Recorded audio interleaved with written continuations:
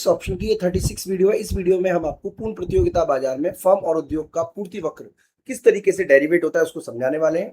इसके अलावा video number 37, 38 आपको हमारी एप्लीकेशन विष्णु इकोनॉमिक्स स्कूल में मिल जाएगी। दोस्तों इस वीडियो में हम आपको पूर्ण प्रतियोगिता की स्थिति में फर्म और उद्योग का अल्पकालीन और दीर्घकालीन पूर्ति वक्र किस तरीके का होता है उसको डिटेल में समझाने का प्रयास करेंगे।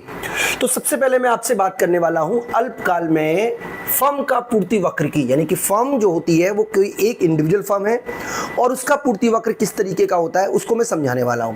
तो सबसे पहले मैं आपको बता देता हूं कि अल्पकाल समय की वो अवधि होती है जिसमें हम सभी संसाधनों को परिवर्तन नहीं कर सकते, केवल और केवल हम परिवर्तनशील साधनों की मात्रा में वृद्धि करके ही उत्पादन को बढ़ा सकते हैं। तो अल्पकाल की स्थिति में हम अपने क्योंकि संसाधनों को नहीं बदल सकते, इसलिए इस स्थिति में हमारा जो पूर्ति वक्र होता है वो हमारी लागतों पर निर्भर करता है और वो लागतें हमारी अल्पकालीन लागतें होती हैं। दोस्तों मैं आपको ऑलरेडी एक डायग्राम के थ्रू समझाने का प्रयास करूंगा जिससे कि आपको कंसेप्ट समझ में आ जाए। यहाँ पर हम बात कर रहे हैं, पूरा का पूरा कंसेप्ट समझने की कोशिश करेंगे। यहाँ पर हम बात कर रहे हैं अल्पकाल में फर्म के पूर्ति वक्र की, इसकी बात हम कर रहे हैं। तो दोस्तों हम ऑलरेडी पढ़ चुके हैं कि एक फर्म को अल्पकाल में तीन स्थितियां संभव हैं। अल्पकाल में पहला असामान्य लाभ, दूसरा सामान्य लाभ और तीसरा हानि। हानि की स्थिति तब कहलाती है जब एवरेज रेवेन्यू छोटा होता है एवरेज कॉस्ट से। हानि की स्थिति में फर्म उत्पादन जारी रखेगी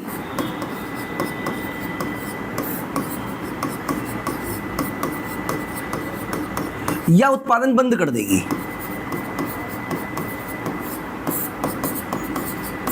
ये डिपेंड करता है उसकी एवरेज वेरिएबल कॉस्ट पर, यानी कि जिस स्थिति में एवरेज रेवेन्यू बराबर हो जाती है एवरेज वेरिएबल कॉस्ट से, उस स्थिति में उत्पादन बंद हो जाता है,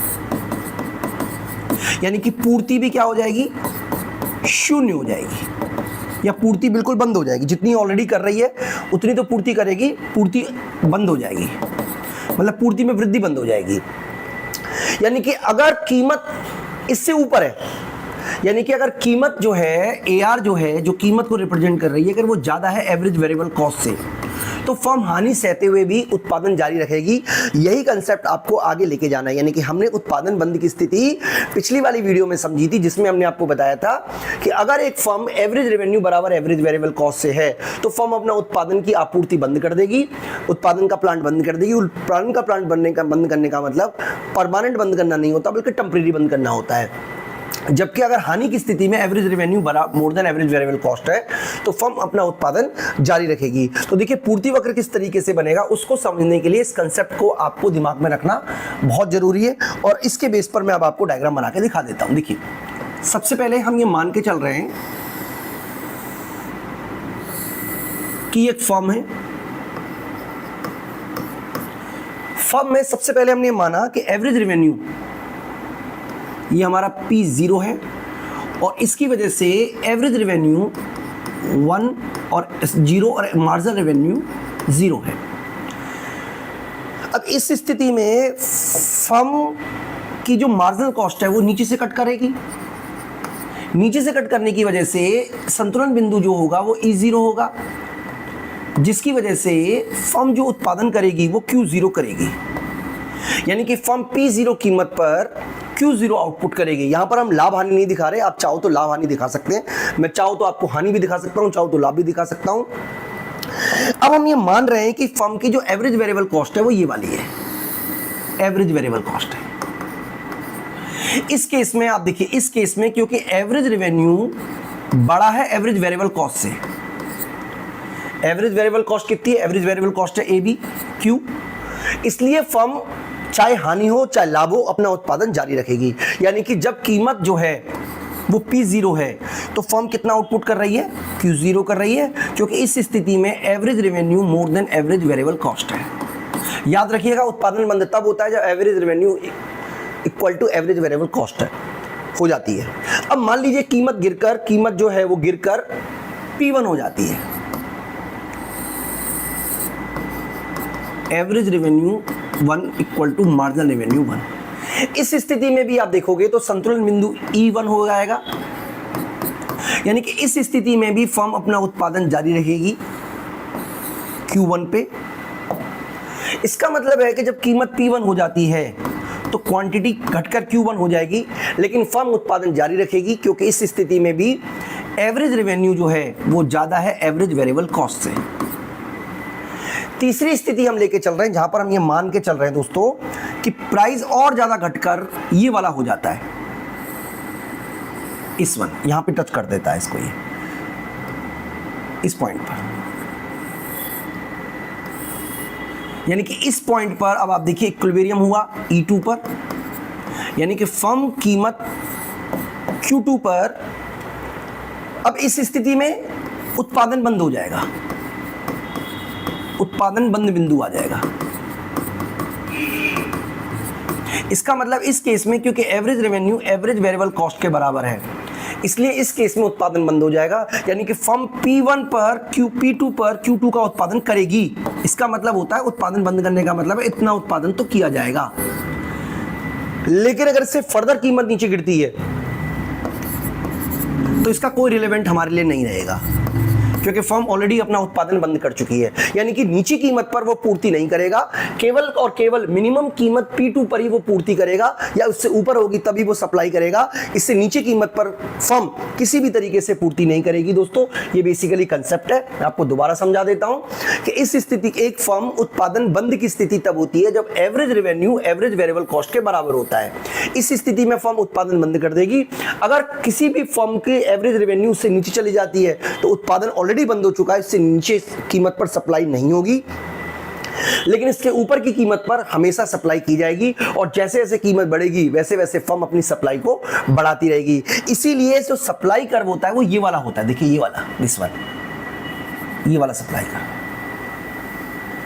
ये सप्लाई कर्व है, यानी कि मार्जिनल कॉस्ट ही सप्लाई कर्व होता है, लेकिन पूरा का पूरा सप्लाई कर्व नहीं होता। यानी कि हम कह सकते हैं कि पूर्ण प्रतियोगिता में, मैं आपको पहले सप्लाई कर्व बना देता हूं, फिर उसके बाद मैं आपको एक स्टेटमेंट लिख दूंगा। ये देखिए सप्लाई कर्व कैसे बनाएंगे, क्वांटिटी Q0 है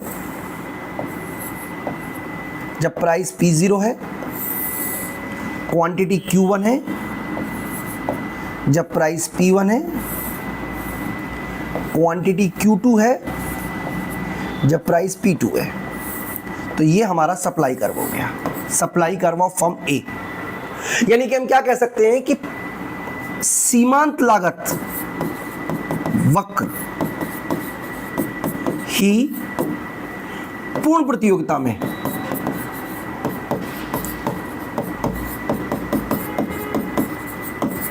फर्म का पूर्ति वक्र होता है।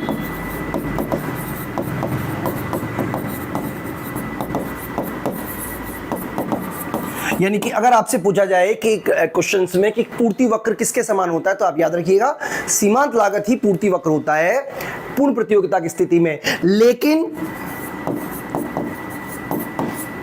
संपूर्ण सीमांत लागत नहीं।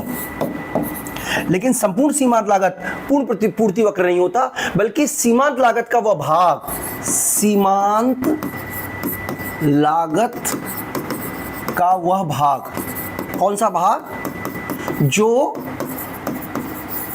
न्यूनतम एवीसी से ऊपर हो। क्योंकि आपको पता होगा कि एमसी एवीसी को उसके न्यूनतम बिंदु पर काटता है, वही फर्म का अल्पकालीन पूर्ति वक्र होगा। तो दोस्तों मैं उम्मीद करता हूं कि आपको मेरी बात समझ में आ गई होगी। यानी कि समझना यह है कि पूर्ण प्रतियोगिता की स्थिति में फर्म हानि भी कमा सकती है, लाभ भी कमा सकती है, सामान्य लाभ भी कमा सकती है। तीनों स्थिति में फर्म उत्पादन जारी रखेगी। हानि की स्थिति में भी दो कंडीशन आ जाती है। पहली, जब AR मोर देन ABC है तो इस स्थिति में फर्म हानि को सहते हुए भी पूर्ति जारी रखेगी।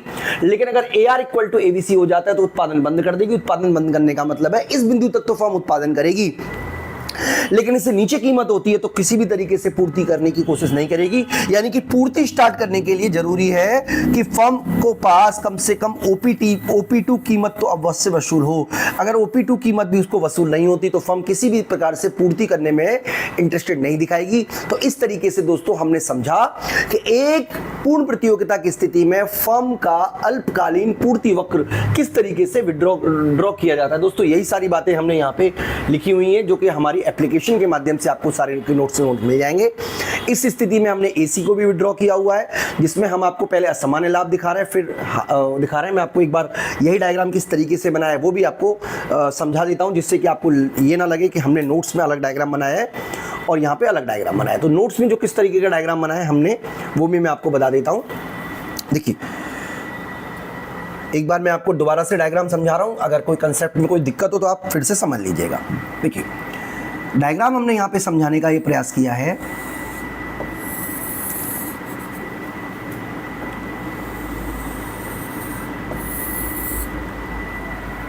कि मान लीजिए सबसे पहले हमारा ये है P4,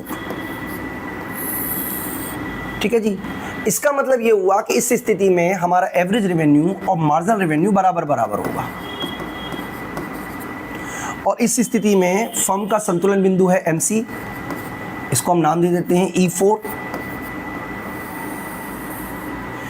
इस स्थिति में फर्म को असामान्य लाभ मिल रहा है क्योंकि ये हमारी AC है और ये हमारी ABC है।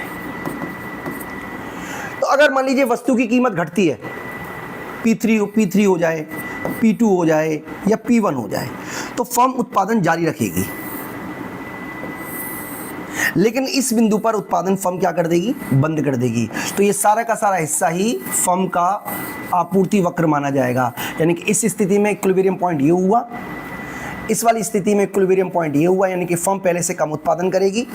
इस वाली स्थिति में ये हुआ, यानी कि फर्म पहले से कम उत्पादन करेगी, और इस वाली स्थिति में ये हुआ। यानी कि अलग अलग स्थिति में उत्पादन पॉइंट अलग अलग है, लेकिन फर्म का जो उत्पादन बंद बिंदु आएगा वो ये आएगा, क्योंकि इस स्थिति में एवरेज रेवेन्यू बराबर है एवरेज वेरिएबल कॉस्ट से। तो दोस्तों बात किसी भी तरीके से कहो, बात वही समझ में आएगी कि जब तक एक फर्म की एवरेज वेरिएबल कॉस्ट बराबर हो जाती है एवरेज रेवेन्यू के, उस स्थिति में उत्पादन बंद होगा। इसका मतलब उत्पादन किया जाएगा, उत्पादन बंद का मतलब इस स्थिति तक उत्पादन किया जाएगा। यानी कि उत्पादन बंद करने का मतलब ये नहीं कि उत्पादन जीरो हो जाएगा, इसका मतलब है कि यहां पर उत्पादन किया जाएगा। तो अगर कीमत गिरते गिरते गिरते गिरते P0 हो जाती है इस डायग्राम के थ्रू, तो उत्पादन बंद हो जाएगा। उससे नीचे कीमत अगर गिरती है तो फर्म किसी भी तरीके से आपूर्ति नहीं करेगी। यानी कि इसके ऊपर जितनी भी आपूर्ति है, जितने भी इस कीमत होती है, उस सभी पर फर्म आपूर्ति करेगी। और इससे हम एक पूर्ति वक्र ड्रॉ कर सकते हैं जो पॉजिटिव होगा, जो बताता है कि जैसे जैसे कीमत घटती है, जैसे जैसे कीमत बढ़ती है, वैसे वैसे फर्म पूर्ति करेगी। लेकिन पूर्ति कभी भी शून्य से शून्य स्टार्ट नहीं, पॉजिटिव नहीं मतलब होने को हो सकती है अगर एवरेज वेरिएबल कॉस्ट यहां पे आए। लेकिन इस डायग्राम के थ्रू ये बताने की कोशिश की जा रही है कि जिस स्थिति में शटडाउन हो जाएगा वहां पर फर्म पूर्ति करना बिल्कुल भी नहीं बंद कर देगी। यानी कि उस स्थिति के बाद कीमत गिरने पे भी फर्म पूर्ति नहीं करेगी। दोस्तों मैं उम्मीद करता हूं कि आपको पूर्ण प्रतियोगिता की स्थिति में अल्पकालीन पूर्ति वक्र फर्म का समझ में आ गया होगा। Thank you. अब हम बात करते हैं कि अल्पकाल में उद्योग का पूर्ति वक्र किस तरीके से बनता है। तो दोस्तों अल्पकाल में फर्मों के पूर्ति वक्र को जोड़कर, क्षैतिज रूप से जोड़कर फर्म उद्योग का दीर्घकालीन पूर्ति वक्र बनेगा। मैं आपको एक एग्जांपल से बता देता हूं। देखिए, सबसे पहले हम मान के चल रहे हैं कि 3 फर्में हैं, फर्म ए, फर्म बी और फर्म सी। फर्म सी और इन तीनों को जोड़ दोगे तो ये बाजार बन जाएगा। हम ये मान के चल रहे हैं कि जब कीमत जो है वो है मान लीजिए 10 रुपये, 5 रुपये और 2 रुपये, हम ये मान के चल रहे हैं।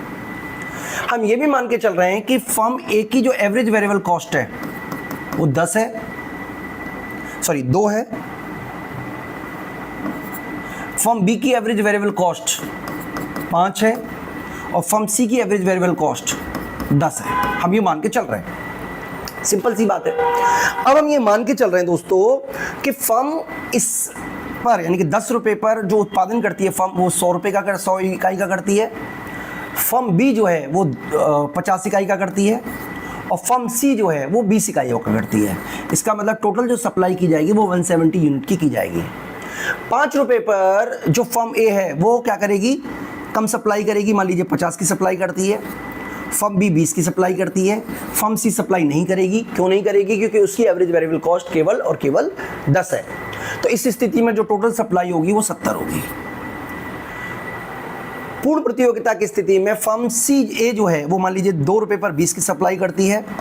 फर्म बी सप्लाई नहीं करेगी और फर्म ए सप्लाई नहीं करेगी, तो मार्केट में जो टोटल सप्लाई आएगी वो आएगी 20। तो इस तरीके से फर्मों के सप्लाई कर्व को जोड़कर हम पूर्ति वक्र ड्रॉ कर सकते हैं। तो यहाँ पे मैं आपको पूर्ति वक्र किस तरीके से ड्रॉ करते हैं वो ड्रॉ करना दोस्तों आपको सिखा रहा हूँ इस टेबल के बेस पर। देखिए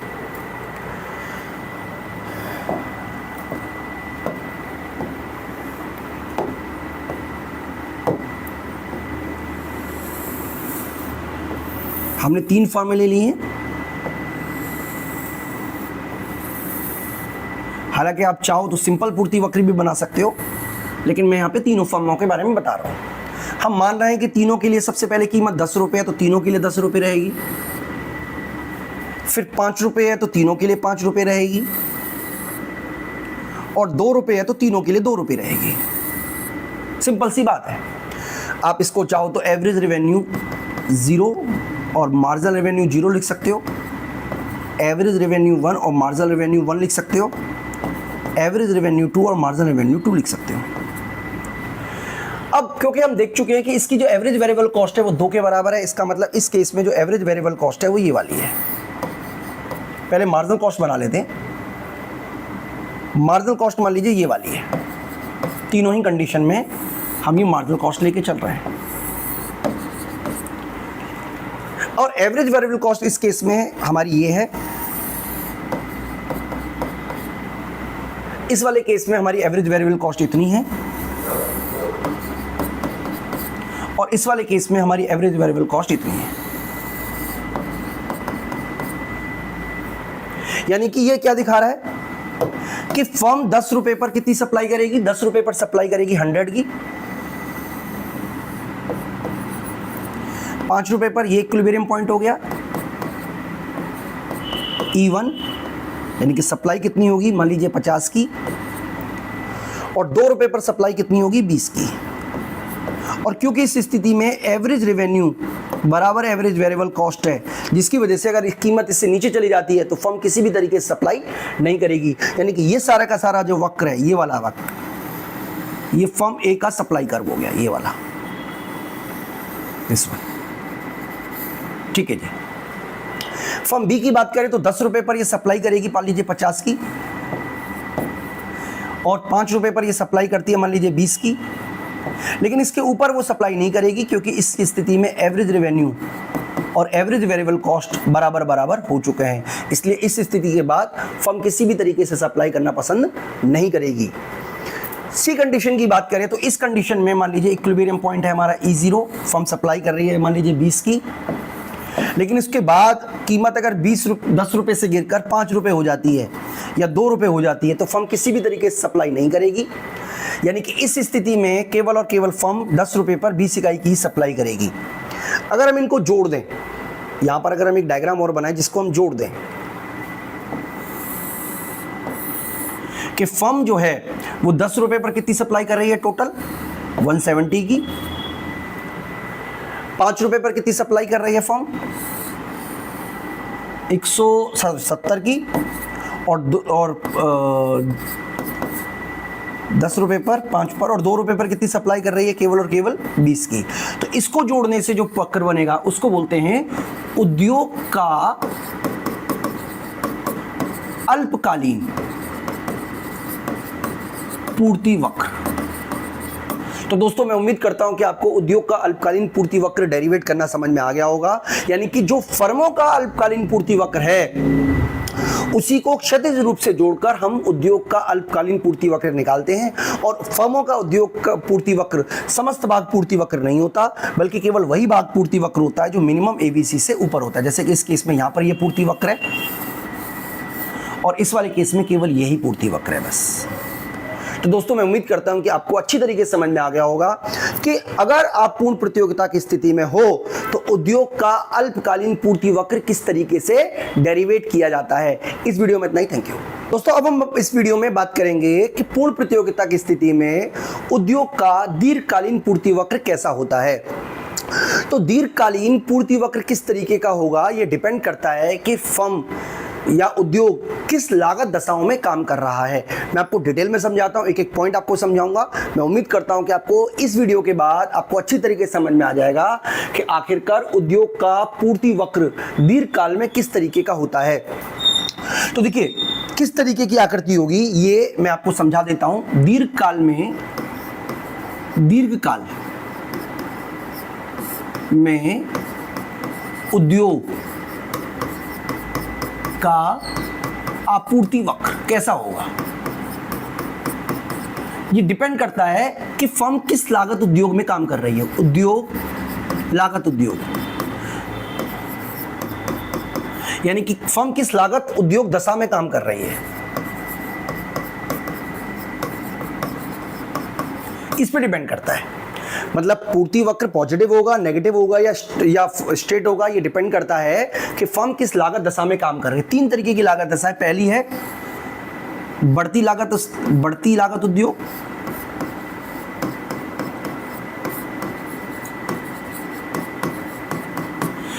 दूसरा है घटती लागत उद्योग,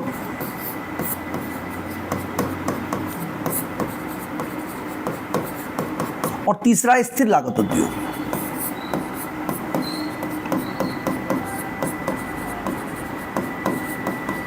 इसको हम धीरे धीरे करके डिटेल में समझने की कोशिश करेंगे।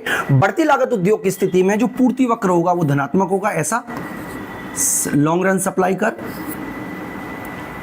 घटती लागत उद्योग की स्थिति में पूर्ति वक्र ऐसा होगा, लॉन्ग रन सप्लाई कर यानी कि ऋणात्मक ढाल का। और स्थिर लागत उद्योग की दशा में पूर्ति वक्र इस तरीके का होगा, OH के समानांतर। तो कारण क्या है उसको समझने का प्रयास करते हैं। दोस्तों बड़े पैमाने की बचतें इसका कारण है। बड़े पैमाने की बचतें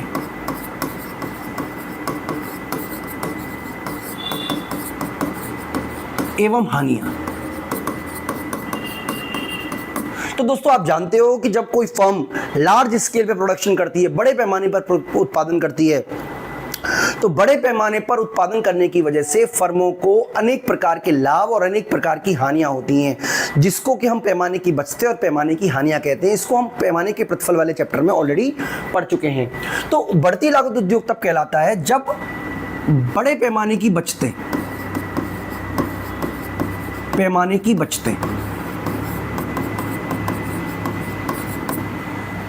कम हो पैमाने की हानियों से।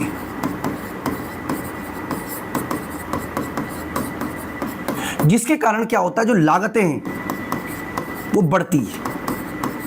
मैं आपको एक एक करके समझाऊंगा डिटेल में, आप बिल्कुल चिंता नहीं कीजिएगा। घटती लागत उद्योग कब कहलाएगा, जब बड़े पैमाने की बचतें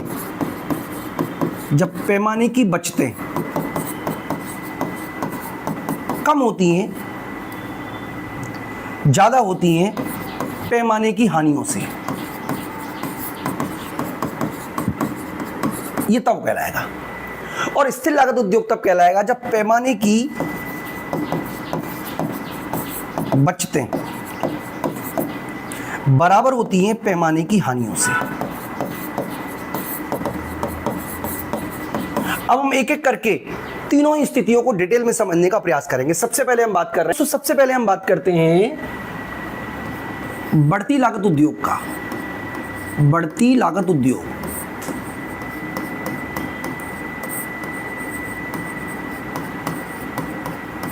तो बढ़ती लागत उद्योग की स्थिति में सबसे पहले हम ये मान के चल रहे हैं कि जो फर्म है संतुलन में है और उद्योग भी संतुलन में है, हम ये मान के चल रहे हैं। यानी कि फर्म का संतुलन तब होता है जब LAC बराबर होता है LMC के, बराबर होता है AR बराबर MR बराबर प्राइस। यानी कि दीर्घकालीन संतुलन की अवस्था में एक फर्म है। उद्योग भी संतुलन की अवस्था में है क्योंकि इस स्थिति में जो मांग है वो बराबर है पूर्ति के।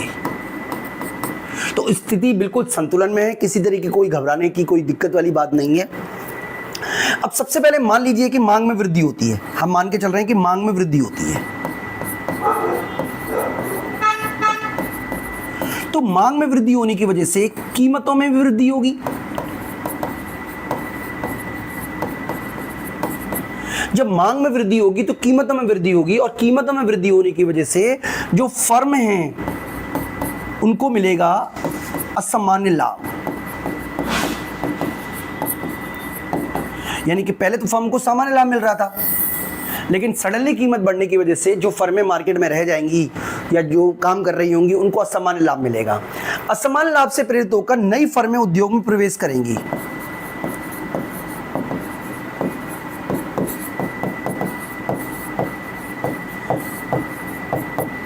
क्योंकि अब मांग ज्यादा है, कीमतें ऊंची हैं, असमान लाभ है, नई फर्में उद्योग में प्रवेश कर गई हैं, या जो मौजूदा फर्में वो भी ज्यादा उत्पादन करने का प्रयास करेंगी। तो इससे क्या होगा, जो साधनों की मांग है, साधनों की मांग जो है वो बढ़ेगी। अब यहां से बात शुरू होती है सारी की सारी। साधनों की मांग बढ़ने से, क्योंकि बड़े पैमाने पर उत्पादन करने से फायदे ज्यादा हैं, लाभ ज्यादा हैं, लाभ कम है, हानि ज्यादा है। बड़े पैमाने की बचतें कम है और बड़े पैमाने की नुकसान ज्यादा है, हानि ज्यादा है, लाभ कम है। तो जिसकी वजह से जो लागत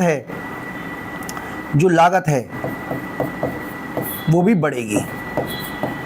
यानी कि साधनों की कीमत भी क्या होगी, बढ़ेगी।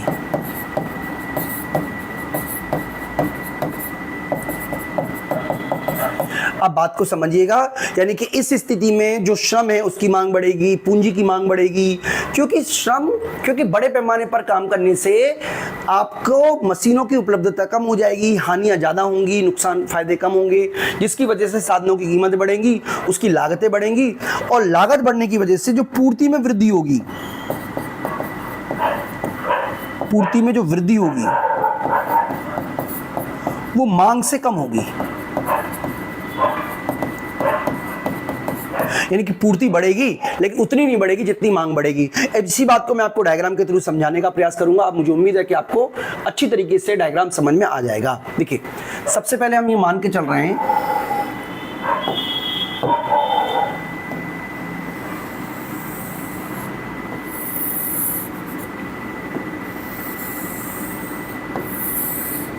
कि एक उद्योग की अवस्था है और एक फर्म की अवस्था है। नीचे हम मात्रा लिख रहे हैं दोनों के लिए। सबसे पहले अगर हम उद्योग की बात करें तो हम ऑलरेडी समझ चुके दोस्तों कि उद्योग का संतुलन तब होता है जब डिमांड एंड सप्लाई के फोर्सेस किसी वस्तु की कीमत डिसाइड करते हैं।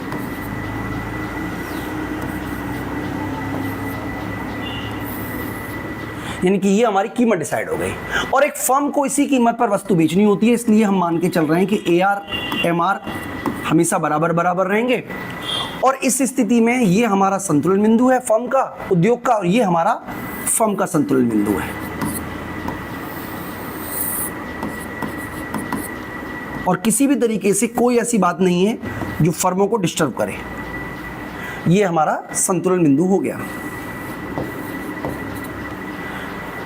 अब मान लीजिए किसी वजह से कीमतों में वृद्धि देखने को मिलती है, कीमत बढ़ेगी क्योंकि मांग बढ़ रही है। अब मांग बढ़ने की वजह से जो मांग वक्र है, मान लीजिए वो राइट की ओर खिसक गया। अब राइट की ओर खिसकने की वजह से अब आप देखिएगा कि कीमत जो है वो बढ़कर P1 हो जाएगी और फर्मों को जो असमान लाभ मिल रहा था, फर्मों को जो लाभ मिल रहा था 0, वो अब असमान लाभ में बदल जाएगा। यानी कि ये वाली स्थिति फर्मों के असामान्य लाभ को दिखाने के लिए है।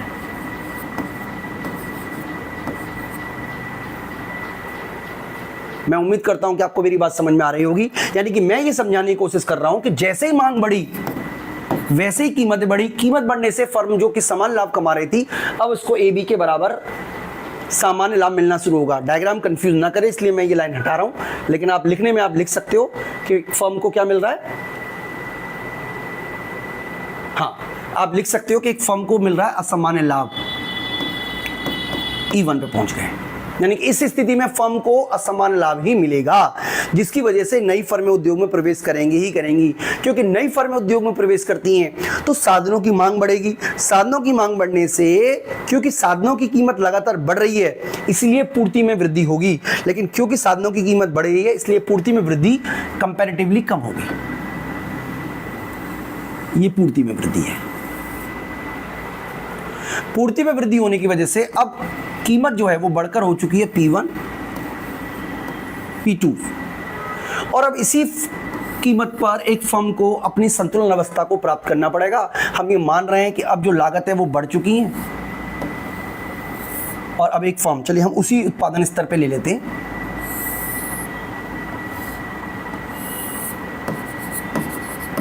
अब एक फर्म उसी उत्पादन स्तर पर है, लेकिन इस स्थिति में फर्म जो है वो पहले से मतलब की लागतें बढ़ चुकी हैं, लेकिन फिर से फर्म को सामान्य लाभ हो रहा है। यानी कि पहले भी सामान्य लाभ हो रहा था, फर्म को अभी भी सामान्य लाभ हो रहा है, लेकिन आपूर्ति कीमत जो है वो बढ़कर P2 हो चुकी है। और इस P2 कीमत पर देखिए ये संतुलन बिंदु था शुरू में,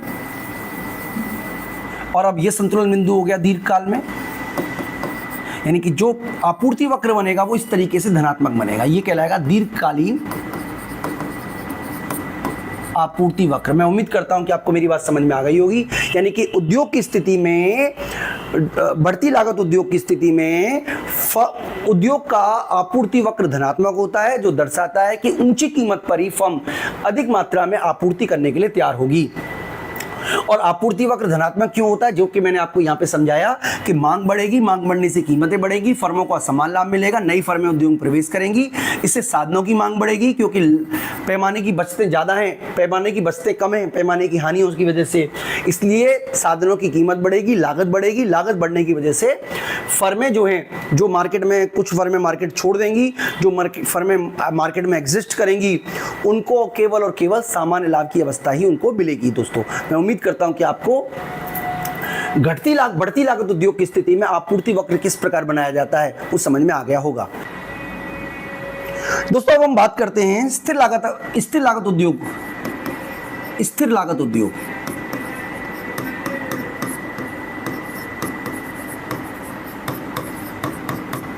स्थिर लागत उद्योग उस दशा में कहलाता है जब पैमाने की बचतें पैमाने की हानियों के समान होती हैं। यानी कि इस स्थिति में पैमाने की जो बचतें होती हैं वो बराबर होती हैं पैमाने की हानियों से, दोनों बराबर होती हैं। डायग्राम के थ्रू समझने की कोशिश करें उससे पहले मैं आपको बता देता हूं कि हम ये मान लेते हैं कि संतुलन अवस्था है, यानी कि एक फर्म संतुलन में है और एक उद्योग संतुलन में है। उद्योग का संतुलन वो होगा जब डिमांड सप्लाई एक दूसरे को काटेंगे, फर्म का संतुलन तब होगा जब MCMR को नीचे से काटेगा। बिल्कुल सिंपल सी बात है। इस अवस्था में जो फर्म है वो सामान्य लाभ कमा रही है, इससे भी हम मान के चल रहे हैं। अब मान लीजिए मांग में वृद्धि होती है, जैसे ही मांग में वृद्धि होती है वैसे ही कीमतों में वृद्धि होगी।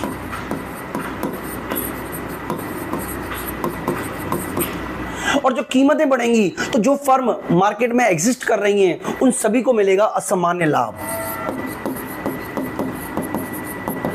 केवल अल्पकाल में। क्योंकि दीर्घकाल में क्या होगा, नई फर्में उद्योग में प्रवेश करेंगी,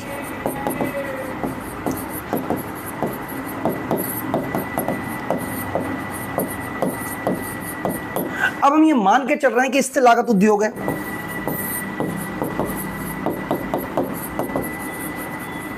यानी कि पैमाने की बचतें बराबर होंगी पैमाने की हानियों के।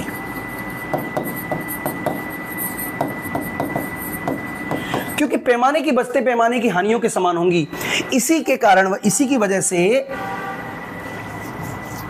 क्योंकि पैमाने की बचते पैमाने की हानियों के समान होंगी, इसी की वजह से जो कीमतें हैं, साधन कीमतें, वो स्थिर बनी रहेंगी, जिसकी वजह से लागत भी स्थिर रहेगी। और लागत स्थिर होने की वजह से पूर्ति में जो वृद्धि होगी वो मांग के समान होगी। अब इसी बात को मैं आपको डायग्राम के थ्रू समझाने का प्रयास करूंगा, जिसमें मैं ये समझाने का प्रयास करूंगा कि क्योंकि उद्योग जो है वो स्थिर लागत दशा में काम कर रहा है, जिसकी वजह से पूर्ति वक्र एक क्षैतिज आकार रेखा में बन जाएगा। तो देखिए कैसे बनता है क्षैतिज आकार, उसको मैं डायग्राम के थ्रू समझा देता हूं। ये मान लीजिए एक उद्योग का पूर्ति वक्र है, ये मान लीजिए एक उद्योग का पूर्ति वक्र है, और ये एक फर्म की अवस्था को दिखाने के लिए है। उद्योग की स्थिति में फर्म का संतुलन तब होगा जब मांग और पूर्ति एक दूसरे को काट रही हैं। मान लीजिए कीमत P0 हो गई, एवरेज रेवेन्यू 0, मार्जिनल रेवेन्यू 0। आप जानते होंगे कीमत समान होने की वजह से average revenue, marginal revenue OX अक्ष के समानांतर होती है। और ये वाली स्थिति हमारी है MC की, मार्जिनल कॉस्ट रेट। इस स्थिति में फर्म को मिल रहा है सामान्य लाभ, हम ये भी मान रहे हैं। और ये स्थिति जो है वो E को दिखा रही है, E0 को, यानी कि एक फर्म कितना उत्पादन कर रही है, Q0 उत्पादन कर रही है, और उद्योग की स्थिति में मान लीजिए H0 उत्पादन हो रहा है टोटल मिलाकर। सिंपल सी बात है। अब नई फर्में उद्योग में प्रवेश करेंगी, जैसे नई फर्में उद्योग में प्रवेश करेंगी, जो फर्म का आपूर्ति वक्र है वो बढ़ जाएगा, सॉरी मांग वक्र जो है वो बढ़ जाएगा।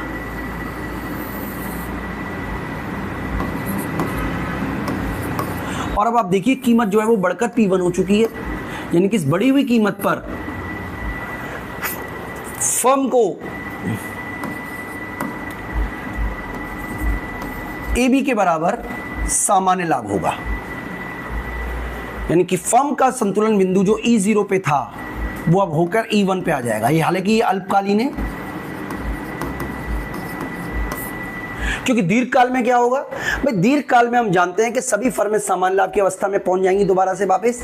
इसके लिए आवश्यक है कि नई फर्में जब उद्योग में प्रवेश करें, नई फर्में उद्योग प्रवेश करने की वजह से पूर्ति में वृद्धि तो होगी, लेकिन जितनी वृद्धि मांग में हुई है उतनी ही वृद्धि पूर्ति में होगी। इसकी वजह से कीमतें जो हैं वो स्थिर बनी रहेंगी दीर्घकाल में, और फिर से फर्म को सामान्य लाभ ही होगा। यानी कि अगर हम इसको पॉइंटों को जोड़ दें तो ये कहलाएगा हमारा दीर्घकालीन आपूर्ति वक्र, जो कि सीधी रेखा में है, जो कि हमें स्थिर लागत उद्योग में काम करने की स्थिति को दर्शाता है। तो मैं उम्मीद करता हूं कि आपको स्थिर लागत उद्योग की अवस्था में पूर्ति वक्र क्षैतिजाकार क्यों होता है उसकी बारे में जानकारी हो गई होगी। दोस्तों अब हम बात करते हैं गिरती लागत उद्योग की दशा में दीर्घकालीन आपूर्ति वक्र उद्योग का किस प्रकार से बनता है। तो देखिए हम ऑलरेडी समझ चुके हैं कि गिरती लागत उद्योग उस दशा में हो कहलाती है जब पैमाने की बचतें ज्यादा होती हैं पैमाने की हानियों से।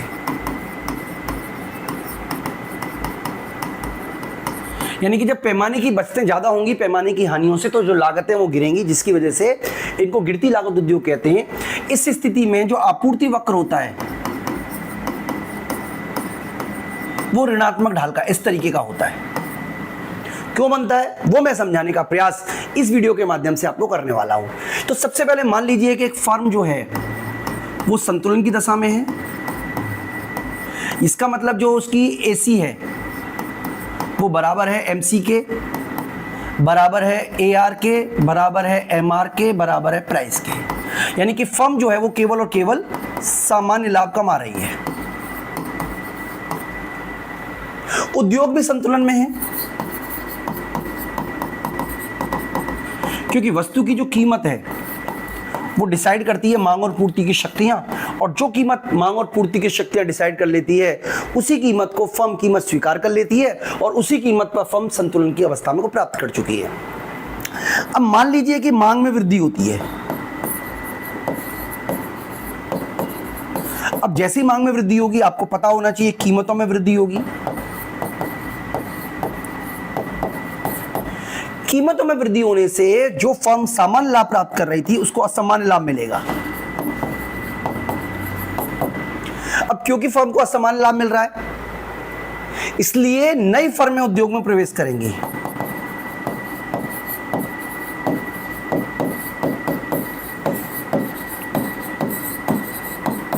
क्योंकि नई फर्में उद्योग में प्रवेश करेंगी, इसलिए अब क्या होगा, कीमतें जो हैं, जो साधन की मांग है, साधनों की मांग बढ़ेगी।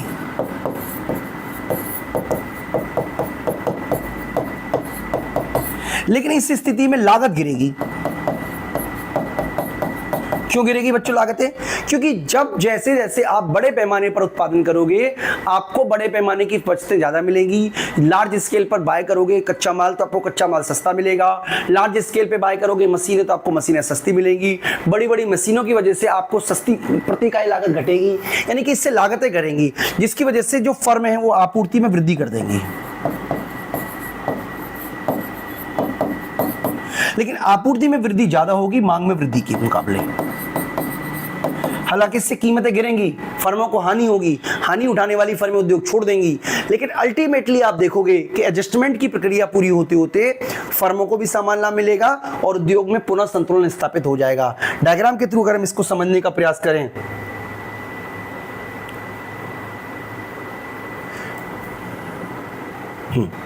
डायग्राम के थ्रू इसको समझने का प्रयास करें। देखिए डायग्राम के थ्रू समझाता हूं मैं आपको। ये हमारा है घटती लागत उद्योग।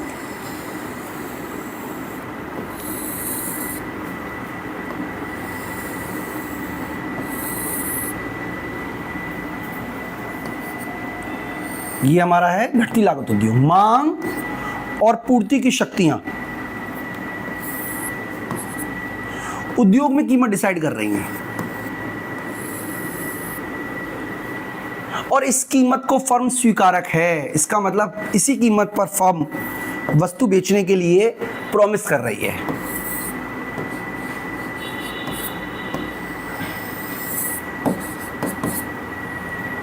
अब मान लीजिए मांग में वृद्धि होती है,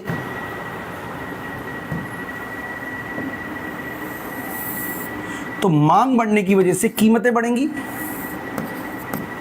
और कीमत बढ़ने की वजह से फर्मों को सामान्य लाभ की जगह असामान्य लाभ होगा, जो कि AB के बराबर है। मतलब फर्म जो पहले इतना उत्पादन कर रही थी, अब एक फर्म ज्यादा उत्पादन करना शुरू कर देगी क्योंकि उसको असामान्य लाभ मिल रहा है। अब इसकी वजह से क्या होगा दोस्तों, नई फर्में उद्योग में प्रवेश करेंगी। नई फर्में उद्योग में प्रवेश करने की वजह से जो आपूर्ति है उसमें वृद्धि होगी, और आपूर्ति में वृद्धि कहीं ज्यादा होगी।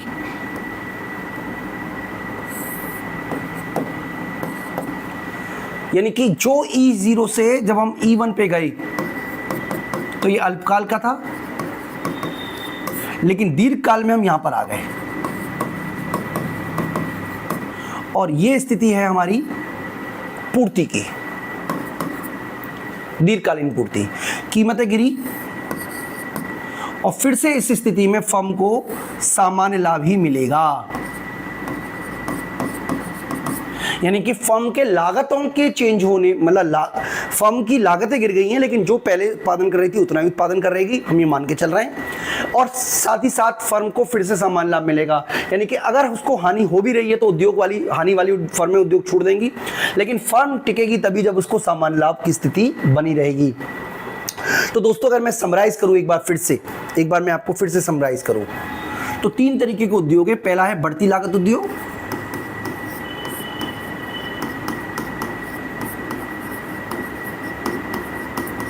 इस स्थिति में पैमाने की बचतें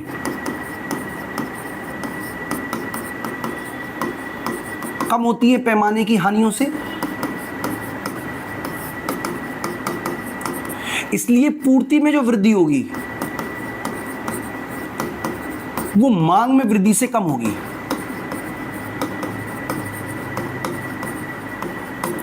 इसलिए जो पूर्ति वक्र बनेगा वो धनात्मक बनेगा, जो दर्शाता है कि ऊंची कीमत पर ही फर्म वस्तु की आपूर्ति में वृद्धि करेगी। डायग्राम के थ्रू समझने का प्रयास करें तो ये मान लीजिए डिमांड है, ये सप्लाई है,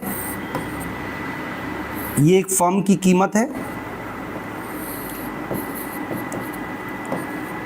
ये संतुलन बिंदु है। अब मान लीजिए मांग बढ़ती है, तो इस स्थिति में पूर्ति में वृद्धि मांग में वृद्धि से कम होगी।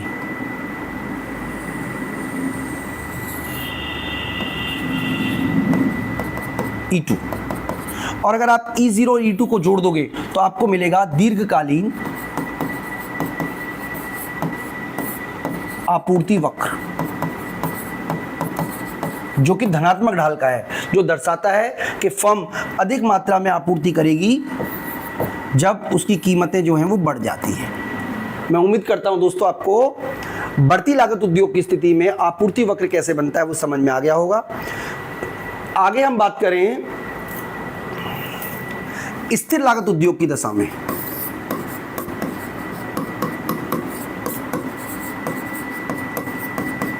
तो स्थिर लागत उद्योग तब कहलाता है दोस्तों जब पैमाने की बचतें पैमाने की हानियों के समान हो, यानी कि पैमाने की बचतें बराबर हो पैमाने की हानियों की, यानी कि लाभ और हानि दोनों की दोनों बराबर बराबर हैं। क्योंकि पैमाने की बचतें पैमाने की हानियों के बराबर बराबर हैं, इसीलिए जो मांग में वृद्धि होगी उसी के समान पूर्ति में वृद्धि होगी,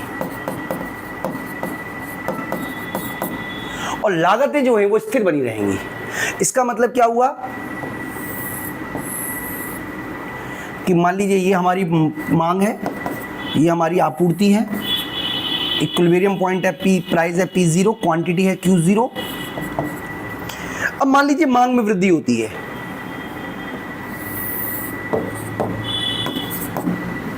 तो जितनी वृद्धि मांग में हुई है सेम उतनी वृद्धि ही पूर्ति में होगी,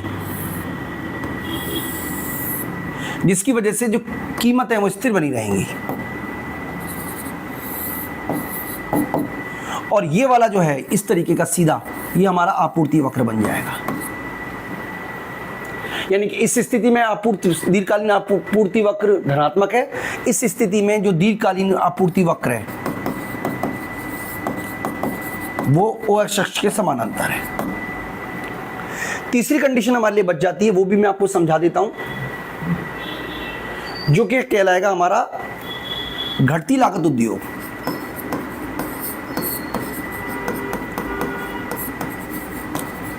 घटती लागत उद्योग की स्थिति में पैमाने की बचतें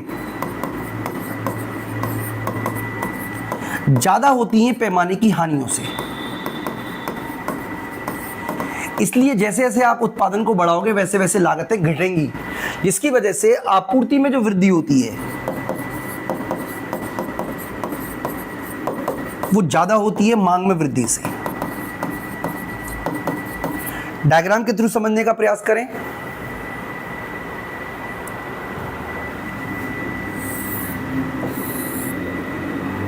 ये मान लीजिए हमारी मांग है, ये मान लीजिए हमारी आपूर्ति है,